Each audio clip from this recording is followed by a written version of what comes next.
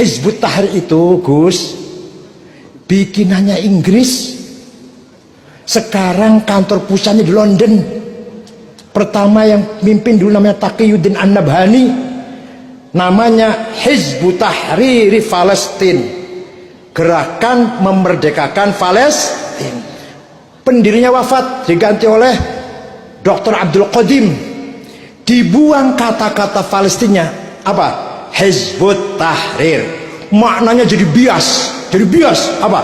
Gerakan membebaskan orang Islam dari sekat-sekat nasionalisme, kembali ke khilafah. Tadinya awal mula dirikan untuk membebaskan Palestina, untuk membebaskan Palestina. Sekarang malah menjadi luas, membebaskan umat Islam dari sekat-sekat nation, sekat-sekat kebangsaan.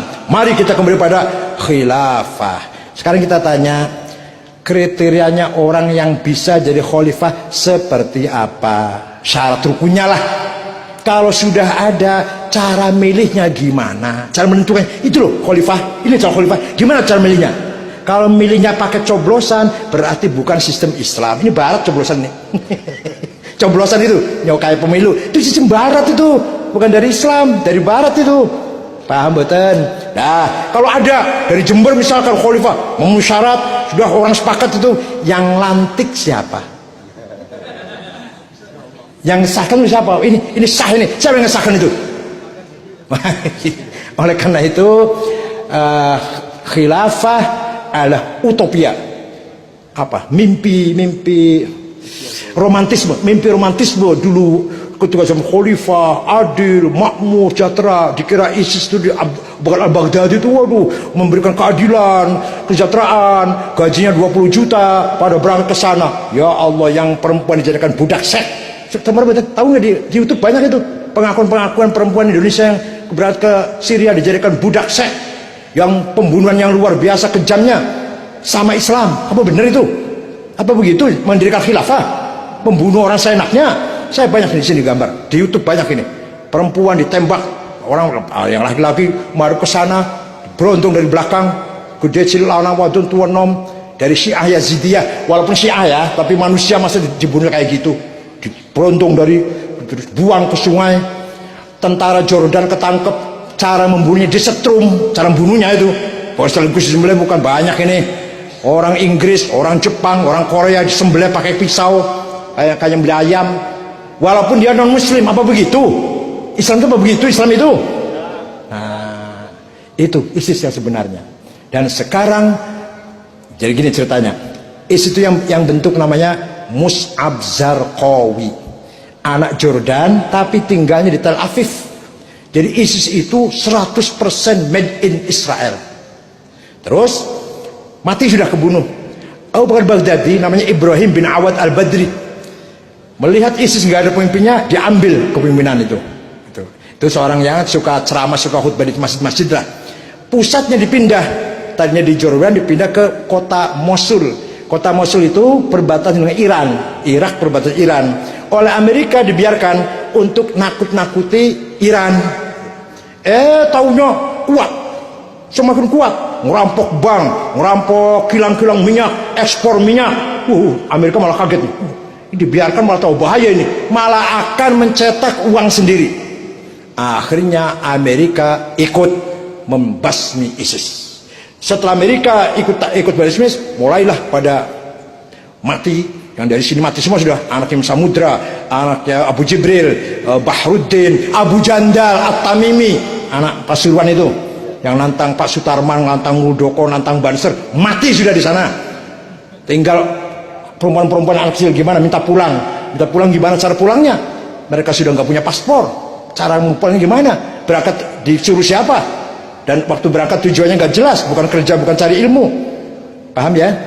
Nah, tapi mereka setelah dibom oleh Amerika, larinya yang paling enak, paling gampang, paling terbuka ke Indonesia.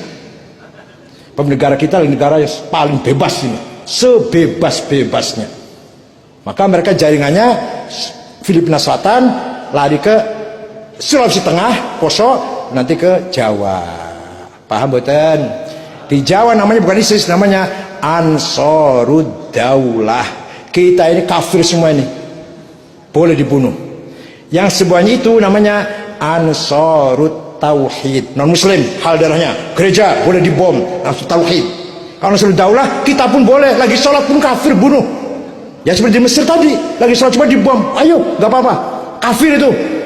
Nah, kalau yang Ansarut Tauhid Abu Bakar Bashir non muslim boleh dibunuh, gereja bom, itu Ansarut Tauhid. Ada lagi Salafi dari Yaman, Syekh Muqbil Ad-Damaj, muridnya namanya antara lain Ja'far Talib yang sudah meninggal kemarin, dan banyak lagi, ada Farid Uqbah, ada Yusuf Ba'isa, ada Khalid Bawazir, itu semua Salafi. Ada lagi Wahabi. Kalau Wahabi halus, pakainya bangun masjid, beasiswa, bangun madrasah, tapi nanti ajarannya Wahabi, tapi caranya halus. Beasiswa ke Saudi sekolah, atau sekolah di sini tapi dikasih beasiswa, bangun masjid, sudah ada 800 masjid made in Wahabi. Sudah ada yayasan di Jember, gak wonten ya, ada Jember ya. Cari sendiri saya tahu alamatnya, tahu ketuanya siapa, tapi cari sendiri. Di Jember ada, di Surabaya Yayasan Ali bin Abi Thalib Ampel, Jalan Perumahan Galaksi, Jalan ada Irma Sution Al-Fitrah, Cirebon As-Sunnah, Jalan Kali Tanjung Geraksan, Kecamatan Geraksan, Mataram Umar bin Khattab, Lampung Ulil Albab, Jakarta As-Soffah dan Jalan Agung, ketuanya Maman Abdurrahman, Kebun Nanas, ketuanya siapa itu, Yasid Jawas. Di Jember ada, saya tahu alamatnya, tahu namanya, tapi nggak usah sebut namanya, ini Jember ini. Cari sendiri. Namanya Imam Syafi'i mana? Di Jember itu, Pondok Imam Syafi'i. Pondoknya ya, tapi nama pendirinya bukan itu. Namanya bukan. Ya banyak. Saya ada catatan pesantren yang Wahabi. Tapi Wahabi itu halus nggak ngebom. Wahabi itu nggak ngebom. Yang Salafi agak keras, Ja'far Thalib agak keras. Nah yang ngebom itu ya teroris. Itu ya tadi itu Ansarut Daulah, Ansarut Tauhid itu ngebom. Kalau Wahabi nggak ngebom. Hanya jangan tahlil musyrik, jangan maulid Nabi bid'ah gitu. Caranya halus, nggak terus ngebom lagi, maulid Nabi dibom ya enggak. Itu Wahabi. Mudah-mudahan semuanya itu enggak betah di Indonesia lah. Wal murjifuna fil madinati lanughriyannaka bihim thumma la yujawirunaka fiha illa qalila. Muhammad, orang-orang yang bikin gaduh, bikin ribut di Madinah, usir Muhammad. Paham tidak? Itu Quran itu. Wal murjifuna fil madinati lanughriyannaka bihim thumma la yujawirunaka fiha. Jangan kamu biarkan hidup bersama kamu di Madinah, usir Muhammad. Ya kalau kita usir organisasinya, usir madhabnya, orangnya monggo masuk NU, kan gitu. Setuju? Terima kasih. Masya Allah. Terima kasih kami sampaikan. Itulah tadi jawaban dari pertanyaan-pertanyaan. Saya rasa sudah sangat jelas sekali pemaparan dari Profesor Dr. Kiai Haji Said Aqil